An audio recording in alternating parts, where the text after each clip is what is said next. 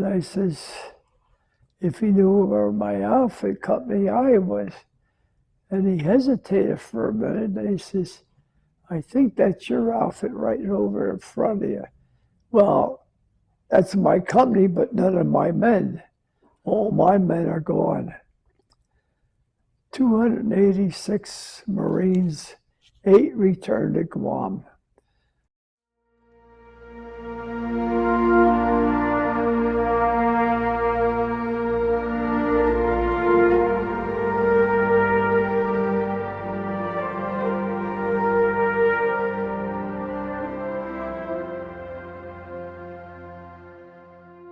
Hi, this is Bruce Lindsay working with Elizabeth Gallo on our continuing project to document the stories of veterans.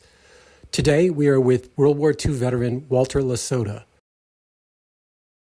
Walter served with the 6th Marine Division during the invasion of Okinawa, where he was wounded twice.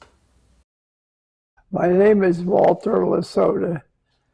I was born in Scranton, Pennsylvania. I lived in Syracuse, New York on a farm my dad had until the Depression. And then my grandfather talked him into moving to Conshohocken. So then we moved to Conshohocken, and that's where I lived for 18 years anyway, to start with. Couple different homes. Then my grandfather, who was my mother's dad,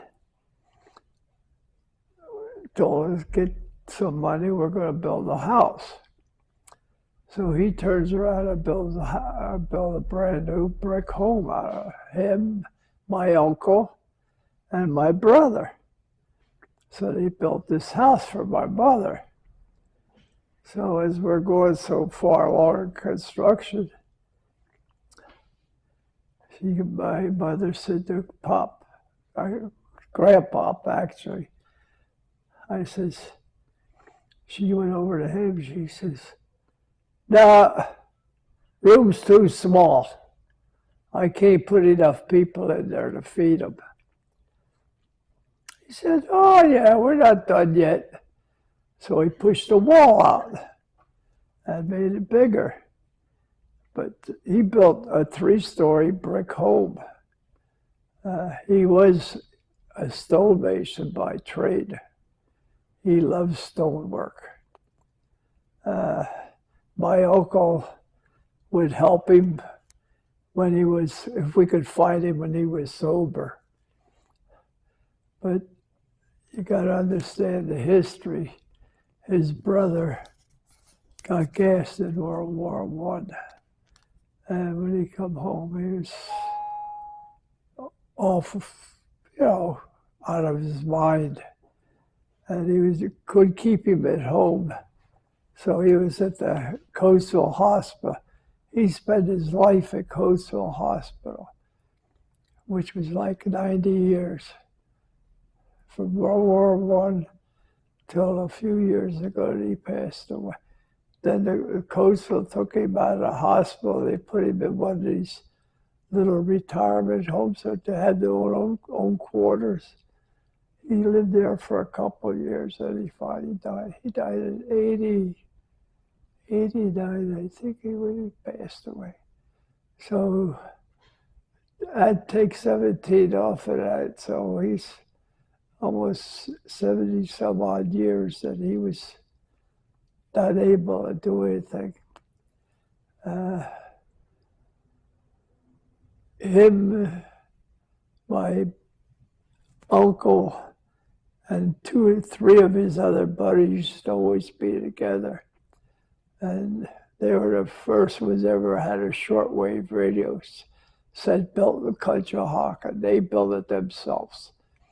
But after my uncle got in the hospital, the other 3 sort of stayed together a little.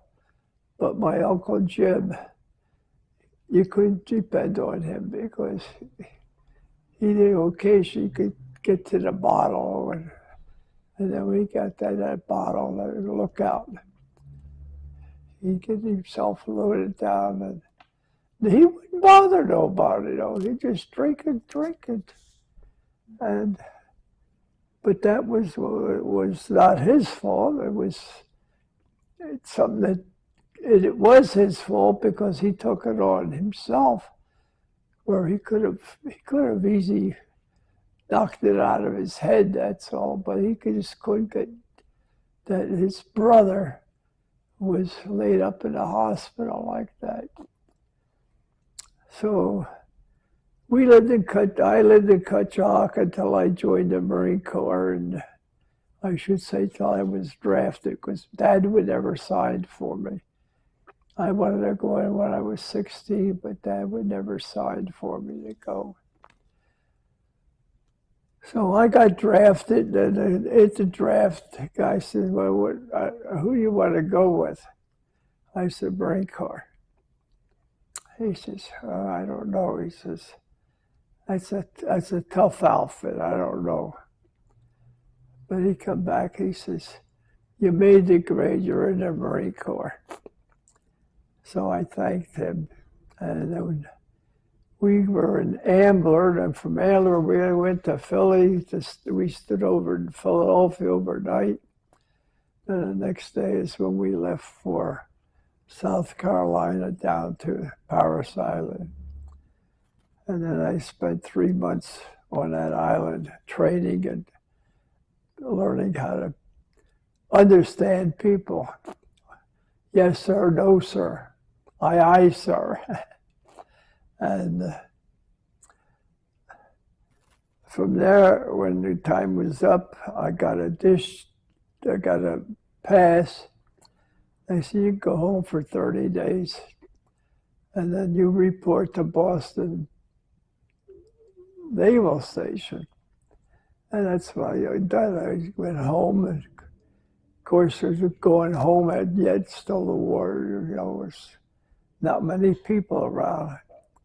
So I got up to Boston. I was at the Navy Yard.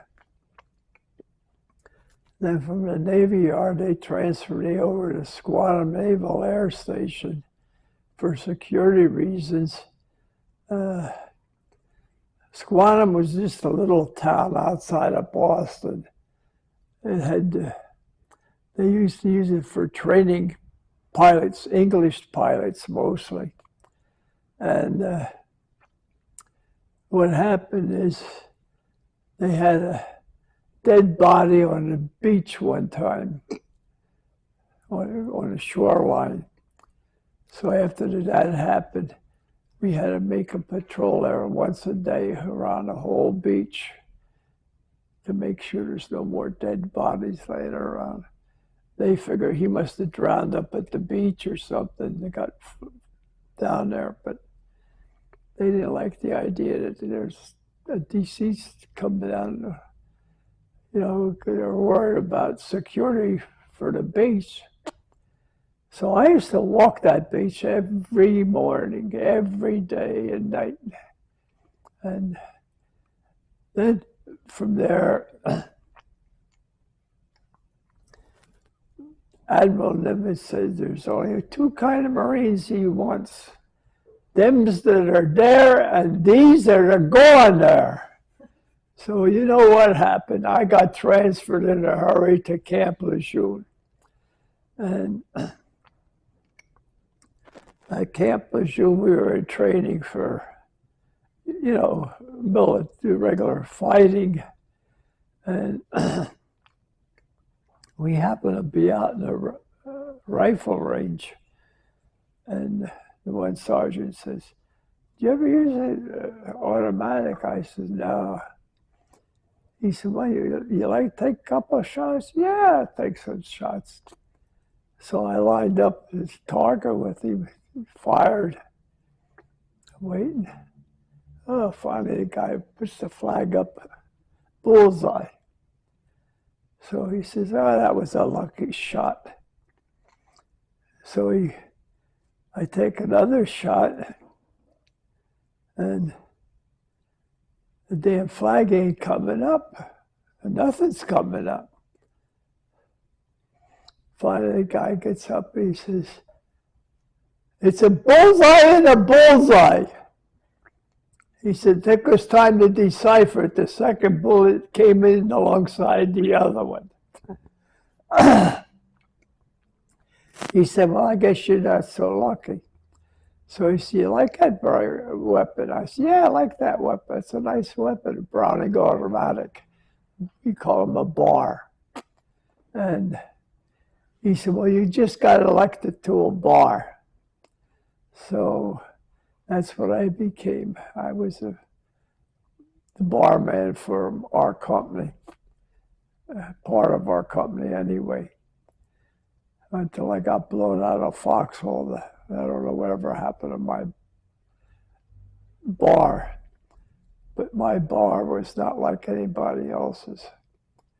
I had no bipod on it, no junk on it. I had 150 caliber machine gun handle mounted in the forearm. I could put the strap on and I could just swing for any way I wanted to. I had a Navy guy down in Guadalcanal put that on for me down there. And we were in Guadalcanal for I don't know how many months, training and going ashore and getting out of boats. Finally, one day they says, "Pack up, gentlemen. Pile up your tents, put enough gas on them, and burn them." He said, "We're leaving." So we got aboard ship, but they didn't say where we're going. We didn't know we were going to Okinawa. So after we got almost there, then they said that where we were going, or Okinawa. And the funny part is, it was Easter Sunday, April 1st, when we landed. And we expected some would be there against us, but we had nobody fighting against us at where we landed. And we were at what we call D+8. That's our 8th day of fighting. We were at D+8 first day. So we were 8 days ahead of schedule because we didn't know how much. So we got that far. We stayed there only about a day, got our outfit together, and he says, "We're moving north. We're going to go after them up in the northern end." So we were heading north. We were up in north fighting them. One around little bandits, once in a while. And then we were up north, and finally Nimitz says, "That's enough." He said, "I'm losing too many ships, too many men. 6th Marine Division, go south, replace the 27th Army Division, and take that position, and then take over." And that's what we done. They went north to finish our job, which they had nothing to do, because about everybody else in that northern end was just about wiped out. And we went down into southern, and I was just outside of Naha. Matter of fact, I spent one night outside of Naha, right along the river, till the flood got me out. And then I looked over there, there's a house over there. What the hell am I doing out here in the rain? I'll go in his house. Well, it wasn't such a good idea. Woke up, oh man, I was buggy. Oh, was I buggy. I said, never again am I going into one of these houses and stay. But then from there, we just moved up, I guess north, actually northwest, above Naha. We were above Naha. I could look down off the hills, look into Naha. There was nothing standing. The jail that was there, brick, it was all done. The only thing I remember off to the right was a concrete reinforced building. And the only thing wrong that I could see with that building, there was no doors or no windows in it. Everything was it was either destroyed out or blown out, I don't know. But it was there. And we were only about maybe 600 feet away from it. And we were on that hill there. And I said to the guys, I'm going to go explore, so be careful. So I went inside that hill, and boy, what a monstrosity I found. Here must have been a hospital for Japanese soldiers. And I was walking very carefully, walking there, but didn't see nobody, so got near the end, I'm hollering, don't you son of a bitches shoot me, I'm coming out. So I got out of there.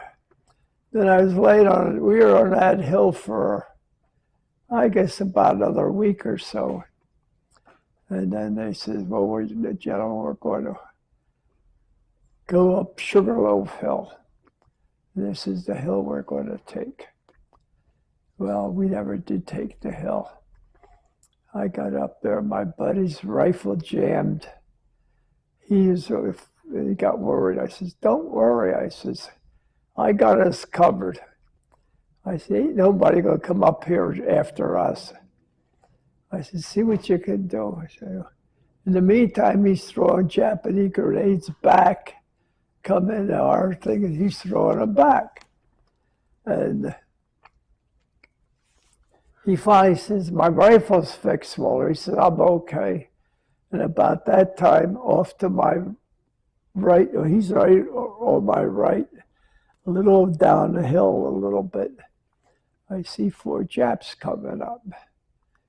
So I made the mistake of firing automatically.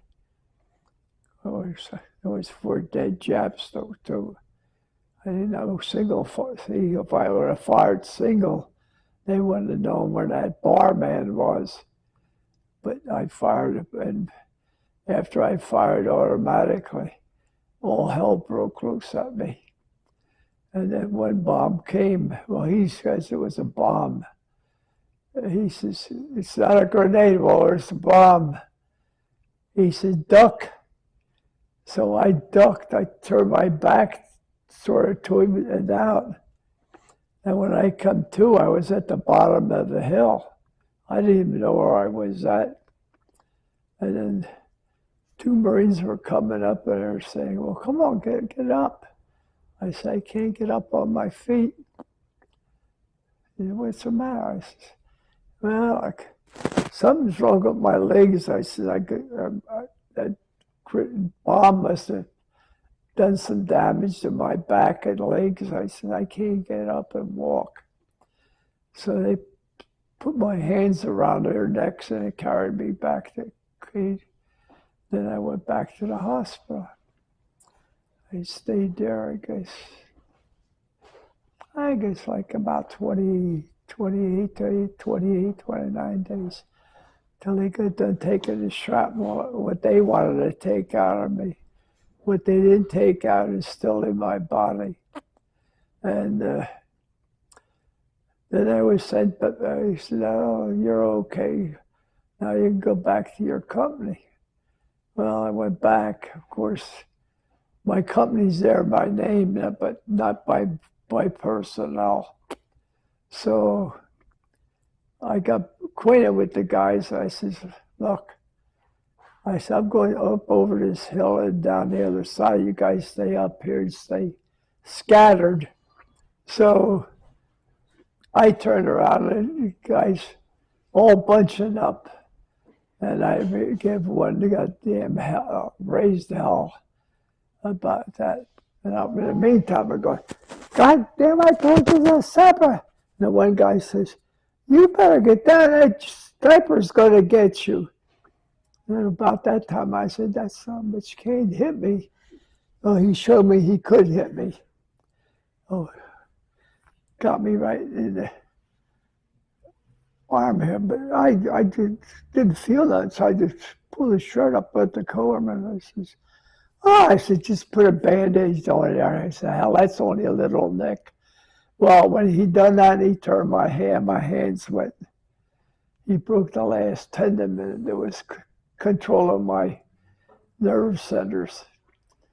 So I had to give up. So they went back to the hospital.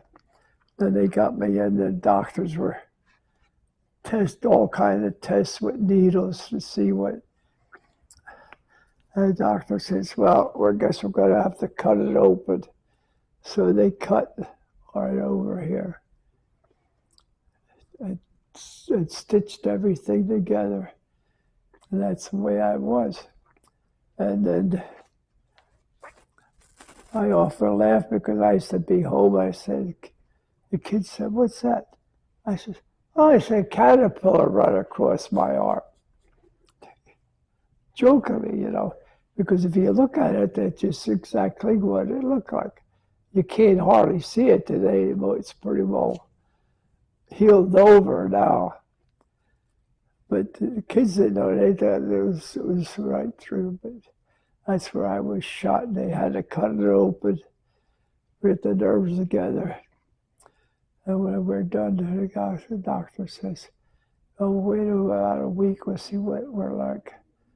And then about a week later, he says, "You're coming around just fine." He says, "You should be be able to start using that arm a little bit in a week or so."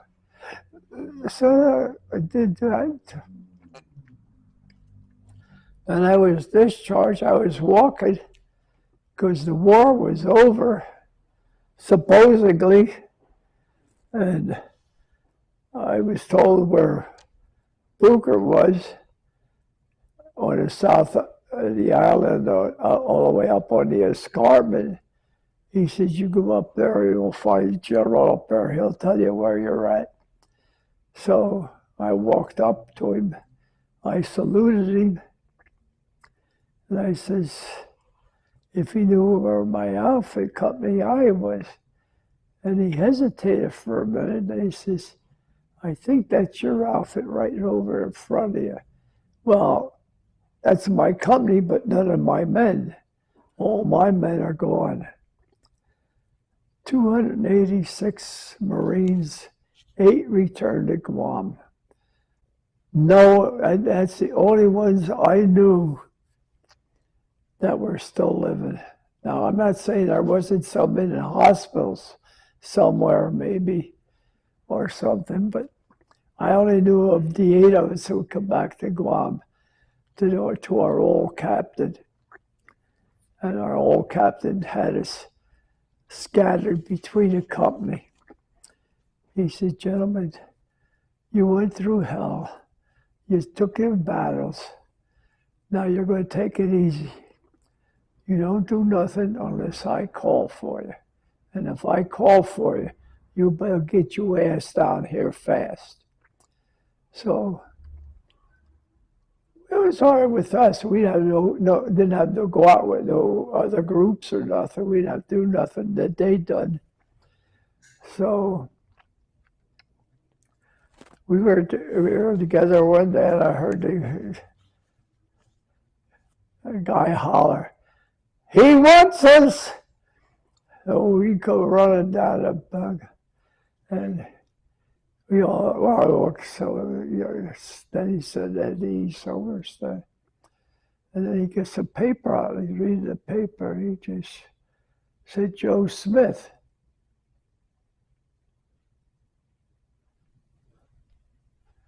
Private Joe Smith. I guess you people are deaf yet. You don't hear good. He says, "Walter Lasota."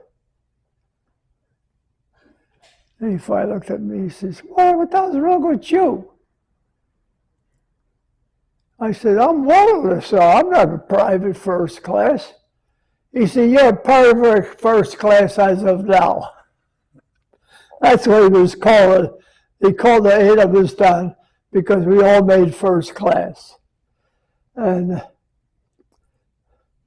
He says, you guys are the toughest guys to get along with. But he was good. He was 22 years in the Marine Corps. He just made captain as we were going to Okinawa. And he said, don't try to pull nothing over my ears. He says, I put 22 years in the Marine Corps. He said, I didn't get these for nothing. He says, I worked for them for 22 years to get that bars. His father was supposed to be a major general in the Marine Corps, but I couldn't verify that. And so we were at Guam, and then a lieutenant was sort of got pissed off at me. He said, why ain't you out practicing? I said, that's not my orders, sir. I said, my orders are to stay here until the captain calls me. He said, well, we'll see about this. I want to get to the bottom. So we go down to the captain's office. And the captain looks at me, looks at the lieutenant, and he says, what seems to be the problem, Lieutenant? Well, this here man doesn't want to do this, and he doesn't want to. He said, wait a minute, Lieutenant. Weren't you in your meeting here about a month ago? When I said there's 8 guys in this company that do not answer to nobody but me? He said, yes, sir. He said, well, from now on, you pay attention or you won't be wearing the bars or that shirt of yours neither. And I'm sort trying to keep a straight face, and he's just chewing this lieutenant out from one end to the other. And he told him, he said, I hear one more squawk from you. He said, you're going to hit the road. I don't want you in my company. He said, I want people that I know I could trust. So that was over. I was discharged.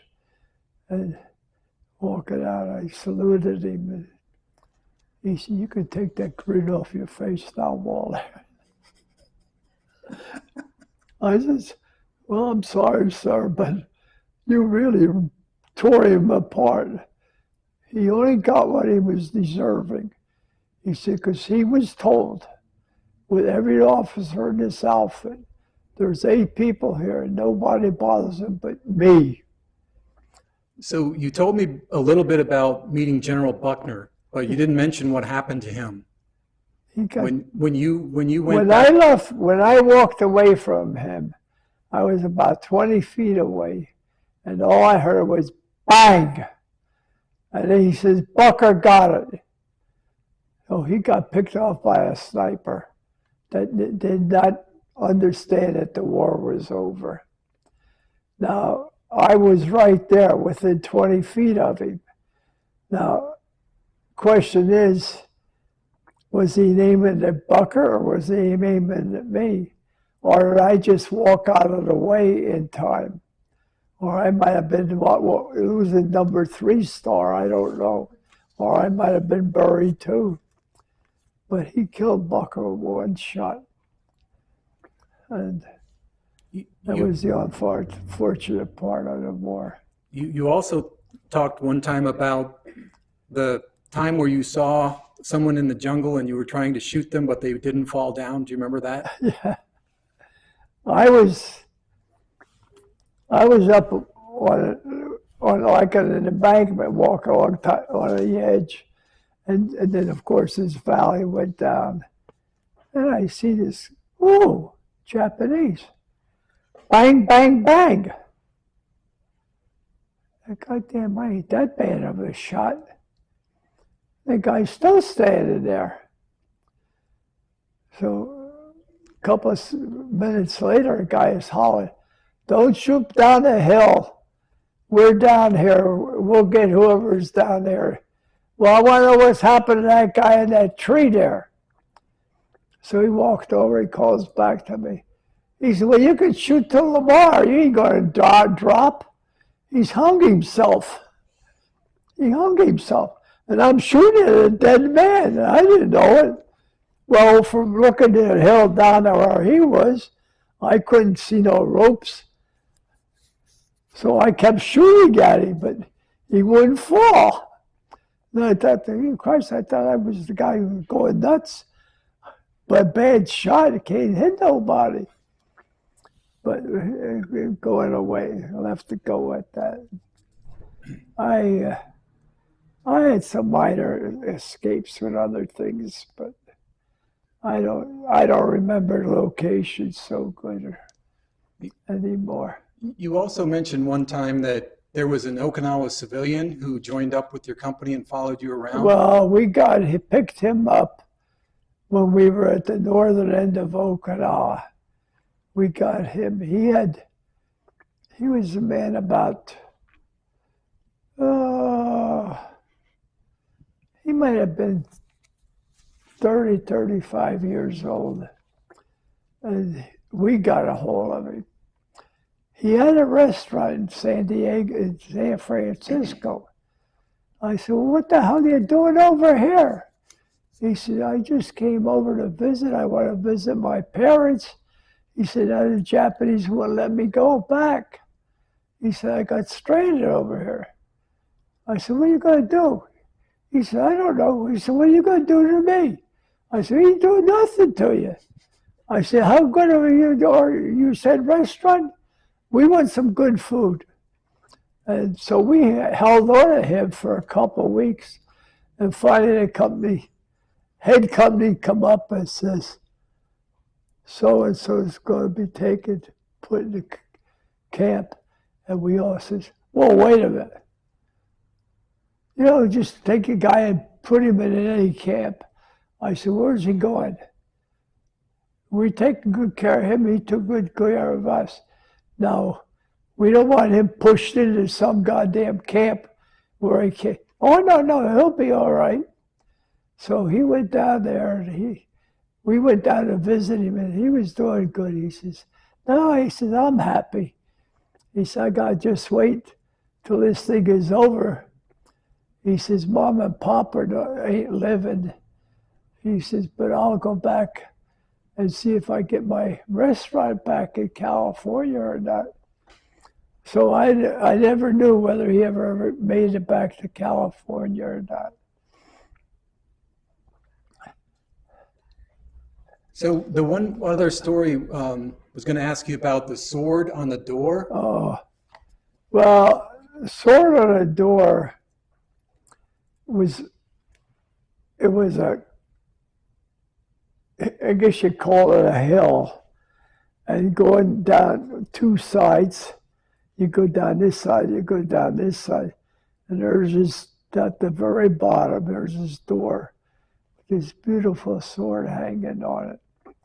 And then one guy says, I'm going to go get that. I said, you ain't going nowhere. I said, I'll shoot you before you go. He said, why? I said, don't even attempt to go down there. So I called the flamethrower guy. He walked up and looked down, and he says, yeah, he says, I get a good shot at that and we'll be safe. So he fired his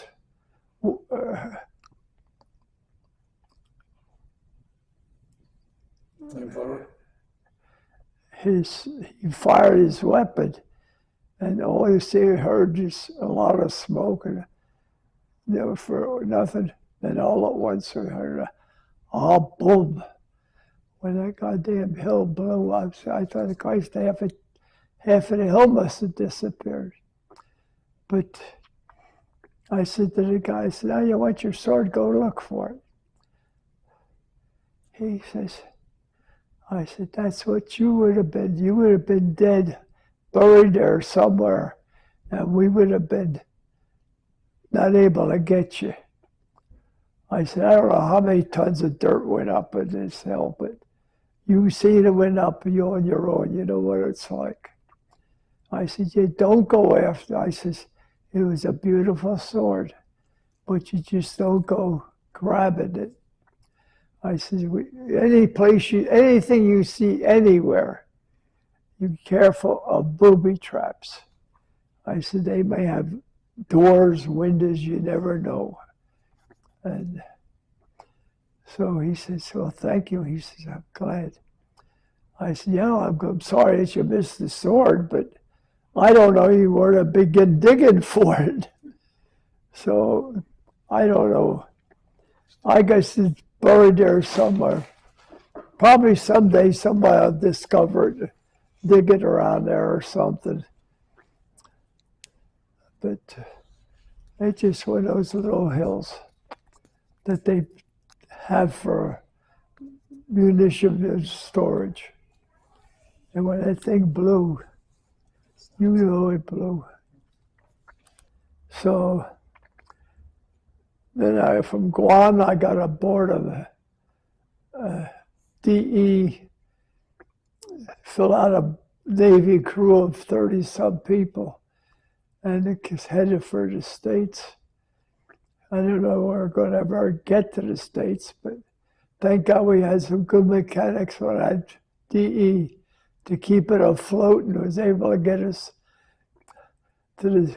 Well, we put it in Guam late in the evening one time. He said, anybody want to can go, but be careful.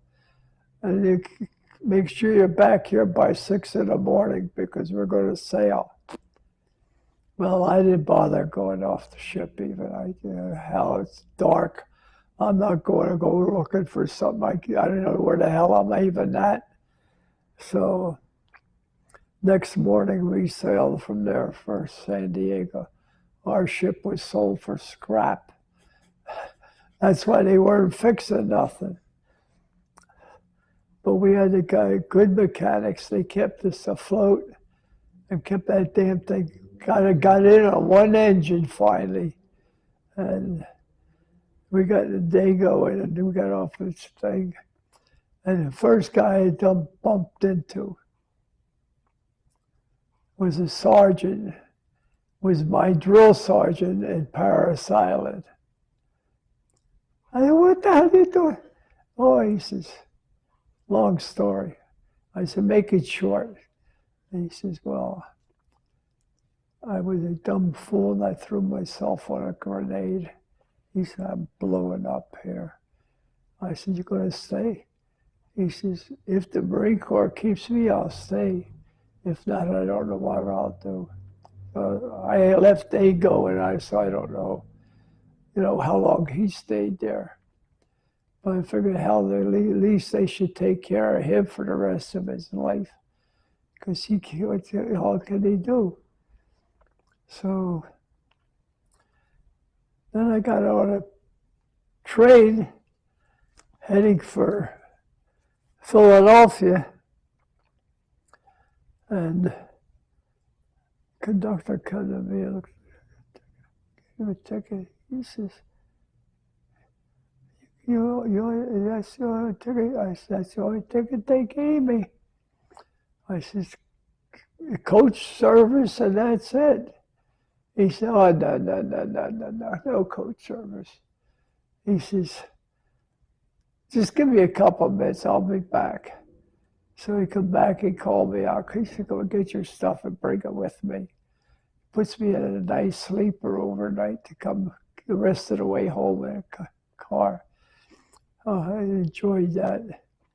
Could sleep and relax when I wanted to, not sitting in that one little old chair. And so we pulled in to Harrisburg. And then I thought, well, first of all, we got to Chicago, and then from Chicago to Harrisburg. And they went around the Beltway. They went down to Washington, then they back up to Harrisburg. I thought, oh, God darn it. And when I got to Harrisburg, I knew how to get home because Conshohocken ain't that far. So I got back, I thumbed the ride and got home. And then I was home. And that was about the end of that story. So So you're also a man of faith, I believe, right? Oh, yes, very much so. Well, I spent 8 years at a Catholic school when I went to school. Polish Catholic school. I learned Polish and I learned English, all at the same school. Not only English, you learn both languages. And made me happy one day when I got up, the teacher got me to read.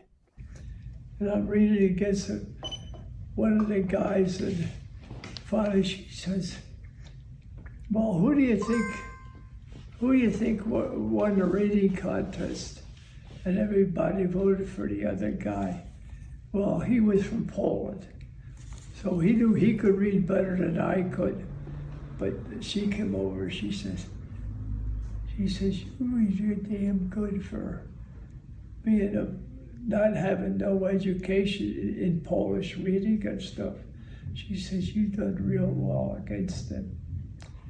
And of course, they're nuns. They were my bosses. So I don't step out of line too often. So I got hit one time. I went home, told Pop. I got it the second time. What the hell is this? Conspiracies. So I went and my dad says, you were in school? What did you do? I didn't do nothing, Pop. You were with the guys, right? Yeah, that's right. So you're getting punished. Now she punished you, and now I'm punishing you. When you're in school, she's your boss. When you're home, I'm the boss. So bang, I got a good crack from Dad. He says, you will learn in your age to do right for other people, that especially gangs. He says, you don't tangle up with nobody, because when you do it, you'll always get in trouble. I took his word for it. Sounds like good advice. But I never got hit by that dad after that, because I would never tell him if I got hit in school. I would never tell him if I was anywhere where I shouldn't be. I just took what he told me. He was the boss. I'll leave them. Never come back. My brother-in-law was working for Quaker Chemical. He got me a job at that Quaker Chemical work there. Then I went to Philadelphia to school. I went there for years for a machine shop, and I wasn't very happy there at the machine shop neither. So I was out looking for something better. After I was out for a while, though, I went back to school, electrical school in Philadelphia School of Electricity. I got a pretty good education on that. And then when I was done there, I was home, and then I got a call from ADT company. They're looking for, electricians. So the guy came to me and asked me, I says, I don't know. I said, you're not giving me much money. Of course, I was only getting 85 cents an hour then. I was working for Berkshire Knitting Mills. 85 cents an hour we got paid. Yeah, shake your head. How would you like to go on a golf course today and carry 2 bags for 18 holes and then hope that the guys give you 75 cents? You were lucky. If you got 75 cents, you were lucky. You thank God that you got paid something. because most of the guys never paid 75 cents. So what would you, taking all of what you learned in the service and then life after, what's some things that you would tell younger generations today to appreciate about life? You know, it was years and years and years went by. I never discussed the war with nobody. And even when my kids were growing up older, I would never discuss much about the war with them. They heard the stories of different things that happened and stuff. And then I told them, I said, you got to learn one thing. War is not a game. I mean, you go in there, you don't know if you're going to come out alive today, tomorrow, or not at all. So they never talked to me too much about the thing. They used to fuss me about the caterpillar because they didn't know what the caterpillar was there. But other than that, I really didn't discuss too much at home about the war with anybody. I sort of kept things to myself and left them go. What about advice for life in general? Huh? What about advice for life in general for younger generation? Well, I got to tell this younger generation a lot. I like to light up a fuel alongside of me upside down and give them a 5-footer, you know. Teach them what it is to get hit. These kids today, I have no idea what they're thinking of or what. They're not in a war. They're not for the war. They're against this one. They're against that one. Well,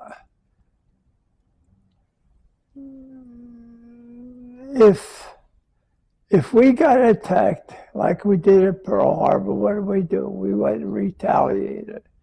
Unless you live that life where people live like that, you don't realize what could be happening.